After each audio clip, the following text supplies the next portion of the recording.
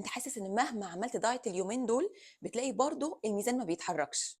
حابة أقول لك إن المشكلة دي مش عندك لوحدك. الموضوع كله إن في الجو الحر جدا بسهولة الجسم بيخزن مية، وده ليه أسباب كتير جدا، من ضمنها إن الأوعية الدموية في الصيف بتبقى أوسع من العادي، فده بيسهل تخزين المية بالأخص في القدمين، أو إنك بتستهلك ملح كتير وما بتشربش مية كفاية، أو ممكن بتاخد أدوية معينة زي بعض أدوية الضغط العالي أو المسكنات أو بعض الأمراض ممكن أصلا تسبب احتباس مية.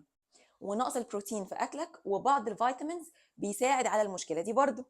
طب إيه الحل بقى؟ لازم هتقلل الملح في أكلك، وخد بالك ركز في المقرمشات والشيبسي والمخللات، كل الحاجات دي مصادر للملح أنت مش حاسبها.